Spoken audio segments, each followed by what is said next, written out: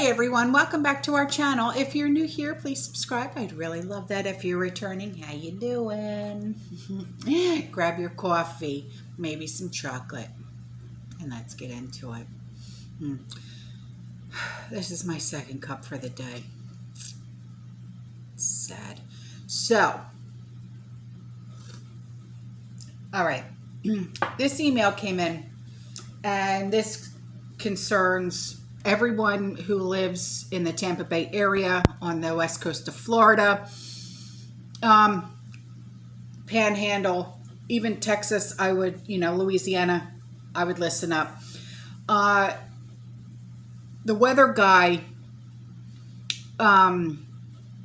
showed the European and American models, and it shows that a hurricane that will enter the Gulf and cross north of Tampa, go across the north, across the whole eastern seaboard, okay? He said there's only been 4 hurricanes in May since going back to the 1800s. This has to be manipulated weather. I agree with you, okay? Stock up on water, gas, and of course food, pet food as well. Now, when she sent me this email, she didn't say when this is supposed to happen. So she said that hurricanes in May. Now, last year, they had said that hurricane season was starting May 15th. It is now May 21st. And it struck me a little odd because hurricane season doesn't start until June 1st. And last night, we had gotten hit with such a severe storm. My gosh, it was bad. I mean, the thunder was so, it kept waking me up in the middle of the night. The lightning, wow. I mean, it was like, it was just lighting up the sky, something fierce. So I would, just prepare, because I think we're going to be in for one hell of a hurricane season. I really do.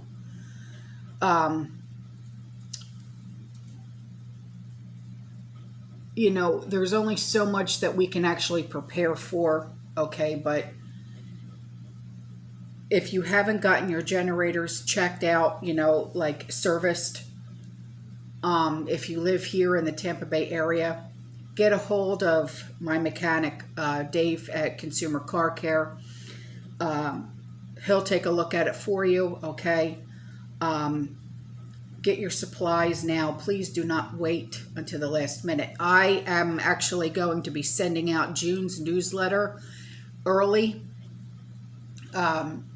because I'm doing a whole section alone on hurricane season and what we should be prepped for, okay? So be on the lookout for that, okay?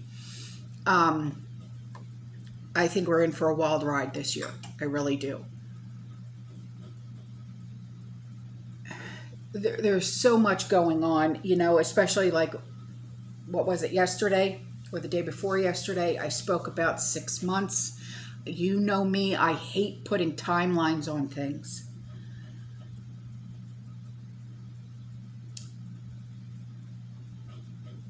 I don't know how to, I've been prepping for, a good while.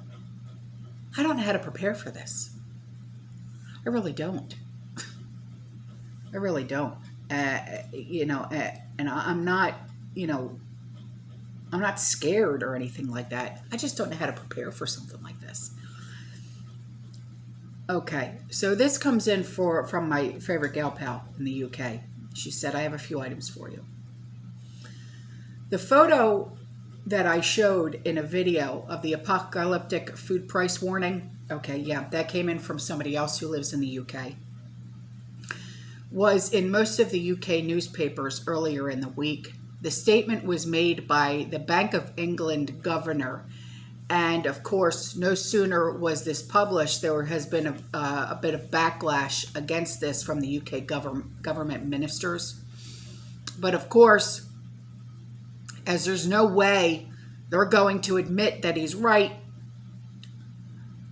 And a news report was published that a minister was somewhat surprised, well, I call BS on that, at the warning from the Bank of England governor. Living in denial is such a wonderful thing for some, isn't it? Yeah. There's a lot of people that are still living in denial, and it's sad. It really is. It's so sad, because those people that are living in denial, they're the ones that are going to be knocking on our doors. So anyway, there's going to be links in the description box below. Obviously, okay, and 1, 2, 3, 4, 5, 6, 7 are just from her, okay? So on to this one, she said, Conservative Member of Parliament, Lee Anderson, has pissed people off by opening his big, fat, stupid mouth, saying there is no massive use for food banks in Britain, and people only use them because they can't cook or are unable to budget properly, and that a meal can be made for 30 pence a day. What planet does this arsehole live on? Clearly not the same one as the rest of us of this effing idiot. Yeah, there's no way you can make a dinner for 30 pence a day or 30 pennies a day. What the hell? Oh, God. You know what that reminds me of? Do you remember the commercials from the 80s and the early 90s of, what was that actress's name from that TV show from the 70s with Meathead? All in the Family. Sally Struthers. And she, for feeding the third world countries, for 5 cents a day, you can feed this family of whatever. That's what it reminds me of. There's no way with today's prices, the inflation, the almost hyperinflation, can you make a dinner for your family for 30 pence or 30 cents a day. I'm sorry, but this man is out of his tree.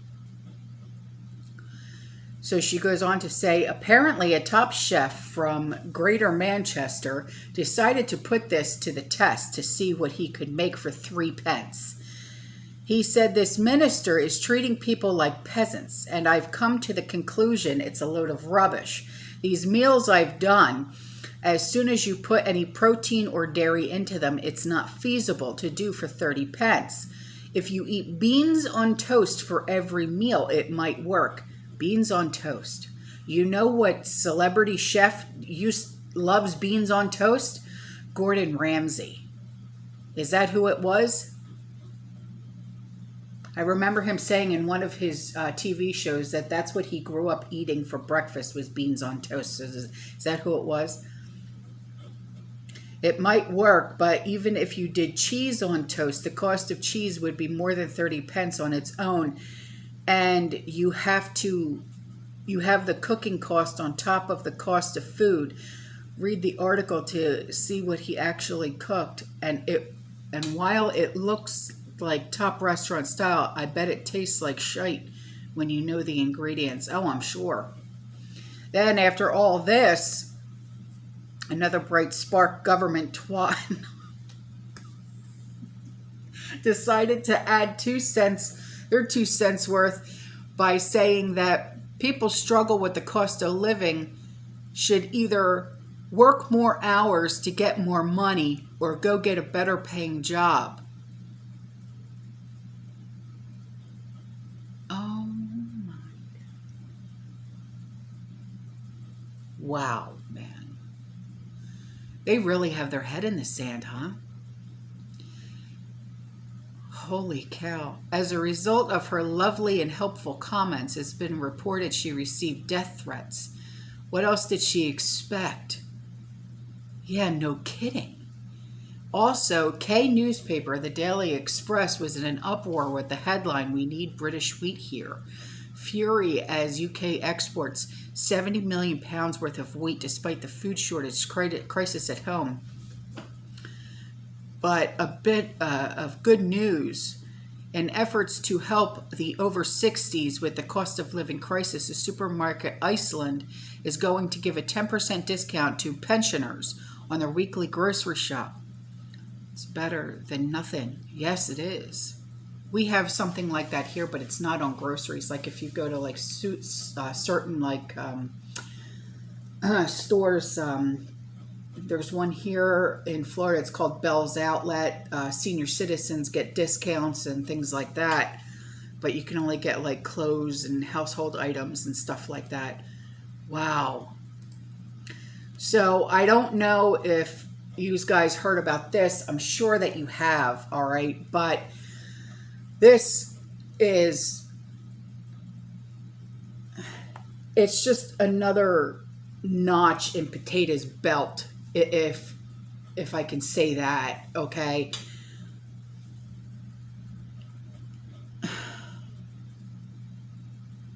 To address the infant formula shortage that's causing widespread frustration and even panic, all right? The illegitimate potato regime, it's literally, I mean, the man has dementia. I've seen what dementia does to a person, and he's got all the signs. I'm sorry, okay? Has invoked a Korean War-era emergencies power found in the Defense Production Act, which is administered by FEMA, okay? And this act originally intended to allow emergency executive action to shore up critical infrastructure during times of war, is now being used by the potato regime to seize control over our food supply, raw materials, and force companies to deliver them to Abbott Laboratories, where they make the formula, baby formula, to manufacture large quantities of heavily processed junk food infant formula. So it's not even the baby formula that is the high quality baby formula. Nay, nay. This is going to be something that I would never feed a child. It's just my opinion, okay? It's going to literally be junk, okay? It's made with corn syrup solids and processed milk proteins. Now, because this effort redirects existing food materials, this does not actually solve any food shortages in America. It merely shifts the shortages from one product category to another. And it also stands as a centrally planned food distribution plan that resembles communism, not free market dynamics. It also means that other food shortages can emerge in the months ahead. And the regime will also almost certainly invoke this DPA to seize more control over other food materials, making sure like favored corporations get their supply, while other companies and smaller businesses are driven into bankruptcy due to lack of supply. Okay? So smaller companies will have to do like force majeure, because the bigger companies, they have to thrive, while everybody else, they have to crumble. So, welcome to Potato's America. While nothing is safe from the catastrophically bad ideas of this regime and its desire to destroy everything in sight, including food abundance and affordable fuel. So,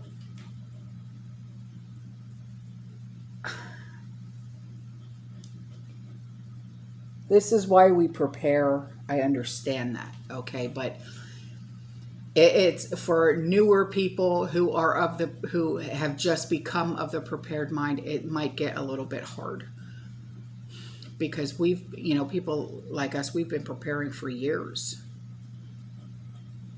But I don't know. It's going to get harder for us to keep preparing.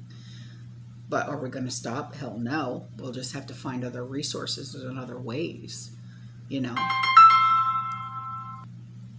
Sorry about that. That was my husband. He's doing overtime tonight, so we got to grab it while they can, because Homeland Security rips that away literally as soon as they get the chance. That's the only thing about having a government job. They literally rip it away as soon as they can. But speaking of Homeland Security, it has been confirmed that Homeland Security has already seized the entire production output of several large U.S. storable food manufacturers.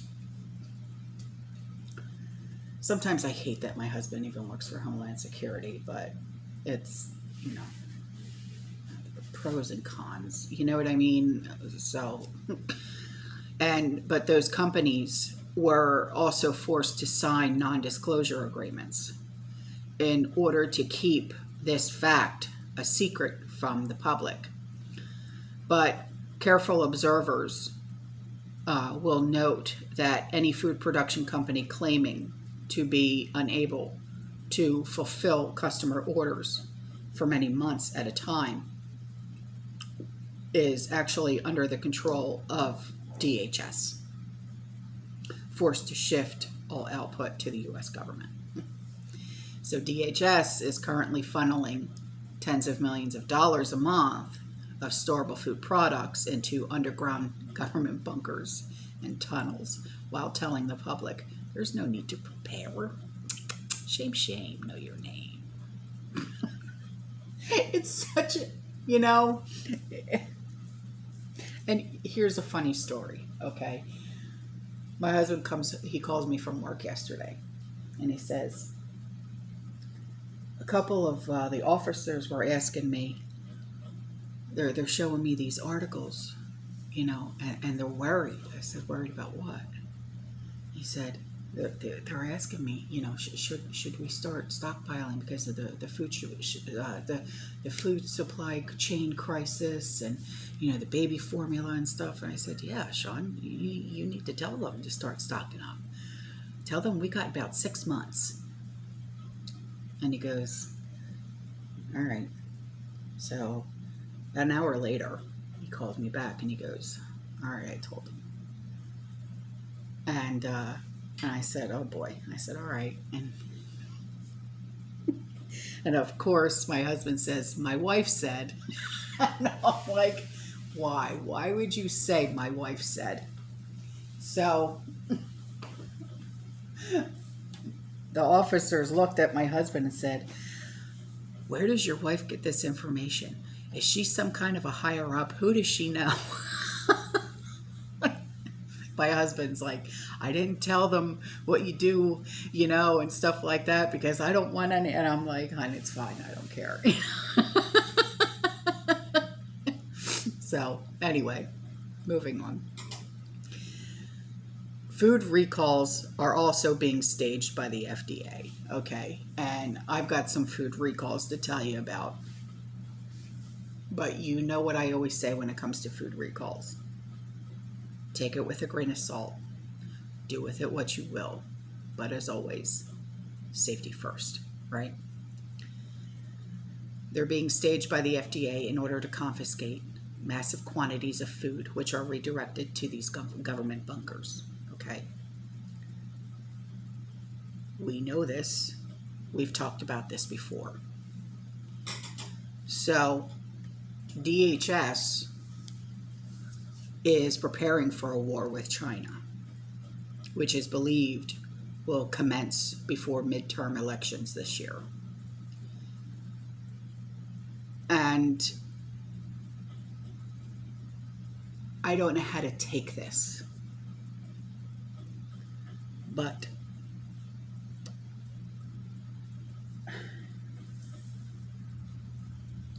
we just have to take it. It scares the heck out of me because of my son, because he's in the Marines. I know a lot of you are military families.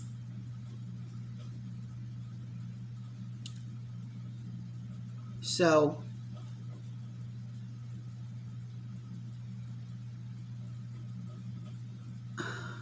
God, you know, it's scary. It really is. You know, there's no way to prepare for any of this. All right. But on to these food recalls, okay? The one is ready-to-eat ham products, okay? It's Black Forest ham produced by Plum Rose, and Plum Rose is one word, USA. Swift Prepared Foods. The next one is Great Value Black Forest ham with water added. Okay. The next one, hang on, is a sausage recall. I'm looking for the actual name of the sausage recall because I get things sent to me, so I'm having to look for it.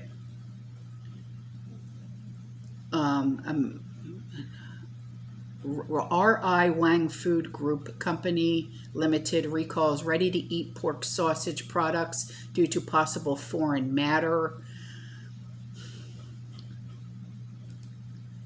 Let's see.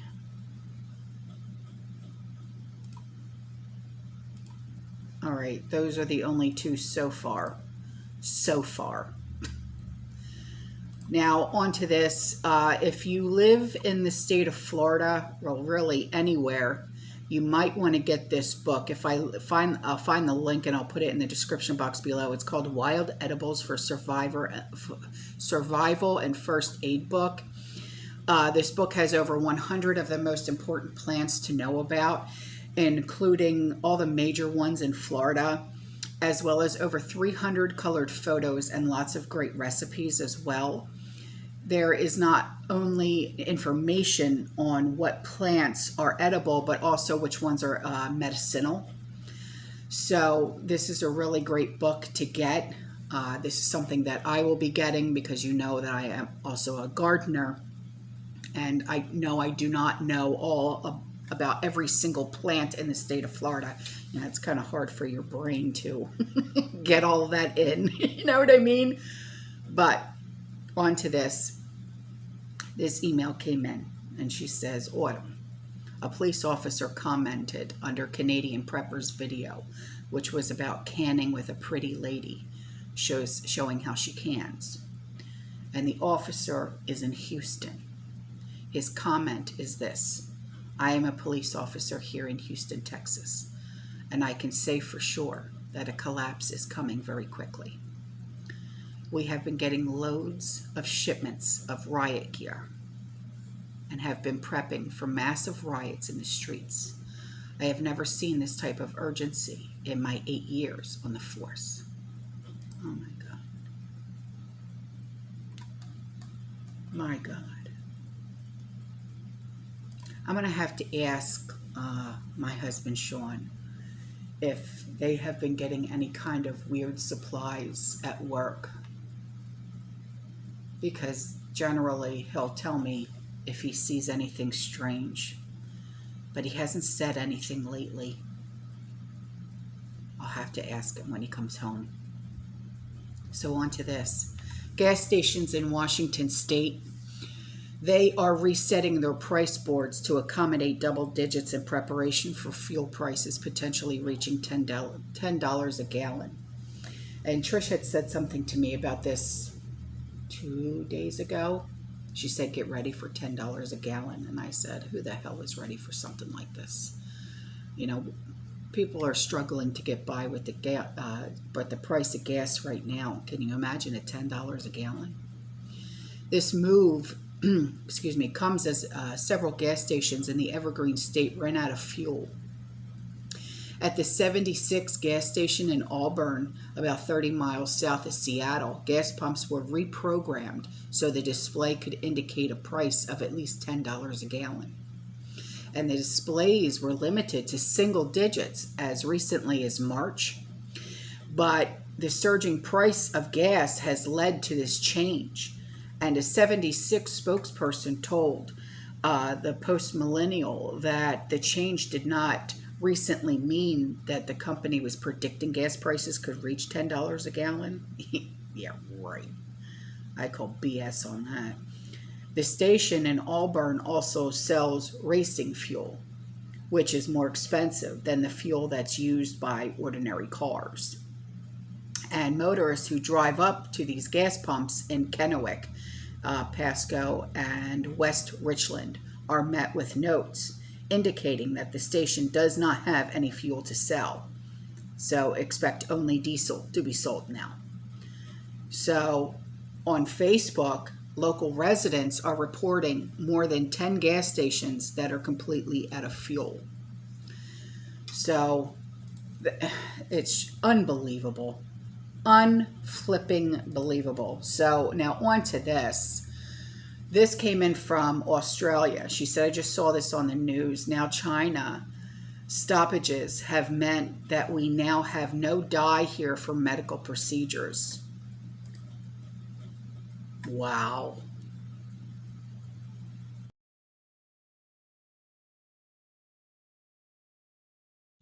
All right, so there's going to be two more links in the description box below, okay? There are fires now. It's unbelievable with these darn fires. What is it? In my 47 years of being on this planet, I have never heard of this many fires. Fires in recycling plants now have been happening. Oklahoma City, Mesa, Arizona, Massachusetts, London, Honolulu, Norfolk, Virginia, which was paper recycling, La Cruces, New Mexico, Greenville, South Carolina, which was scrap metal, Peshtigo, Phoenix, Arizona, New York, San Carlos, horticulture, recycling fire in Illinois, Apopka, Florida, Lincoln, Nebraska, Albuquerque, Darlington, South Carolina, Hamilton, South New Jersey, third fire of recycling plant this week. They have tires and wood and can burn for a while. These are local fires and not being told on MSM. These recycling places sell materials to companies to make stuff. Too much coincidence. Yeah, no kidding. Lord help me find the way. Just say the serenity prayer just to get me through the damn day. So, this. Stores across Brisbane, Queensland, Australia, they're selling out of mold killer and amid wet weather surge. The east coast of Australia is experiencing its third catastrophic rain event this year, and the weather caused by El Nino won't pass until August, and the ground is extremely saturated, leading to high humidity, resulting in mold. And Queensland, which is a tropical state, also had a chlorine shortage due to a drop in production by Chinese, so homeowners were struggling to treat their swimming pools. So you might want to start stocking up on mold killer and chlorine shock for your pools and stuff like that.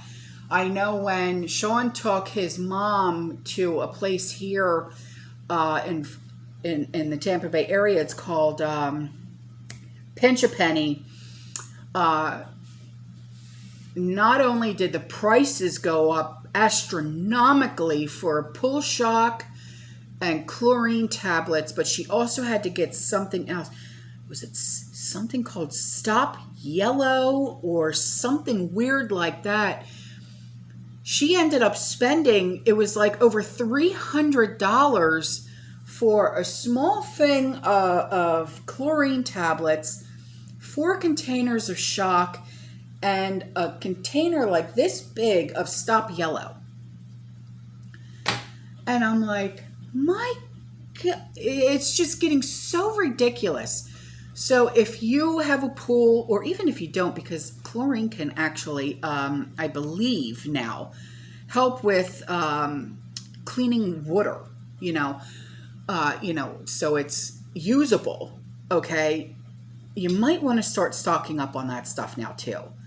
All right, now, before I go, listen to this, okay? The U.S. economy could be heading for a recession in the next year. I've spoken about this, okay, but it was due to Fannie Mae and Freddie Mac with the housing recession and the bubble that we're in right now, okay? But then this is according to growing warnings from banks and economists as a sudden bout of pessimism hammers financial markets, which on Thursday spiraled further from recent highs. And although major swaths of the economy, including the job market and consumer spending, remain robust, there are mounting worries that rising borrowing costs for consumers and businesses after years of near zero interest rates could cause a sudden retrenchment. And the Federal Reserve has raised interest rates by 0.75 percentage points so far this year, while officials are signaling more aggressive increases could be necessary to cool the economy. And continued uncertainty from the pandemic and the invasion are adding to the uneasiness, and recession risks are very high, very uncomfortably high, I should say, and they're rising. And for the economy to navigate through without suffering a downturn, we need some very deft policy making from the Fed and a bit of luck. So this week alone, a former Goldman Sachs chief executive, Lloyd Blankfein, and that's Blankfein, he warned of a very, very high risk of a recession. Wells Fargo CEO Charlie Scharf said there was no question that the U.S. economy is heading toward a downturn. And former Fed Chairman Ben Bernanke, and that's Bernanke, cautioned that the country could be poised for stagflation, a slowing economy combined with high inflation. My gosh. It's just getting worse and worse, guys. It really is. All right, guys, I'm out of here. I love you. I'll see you in the next one. You stay safe, you stay positive, you keep prepping, and as always, fearless.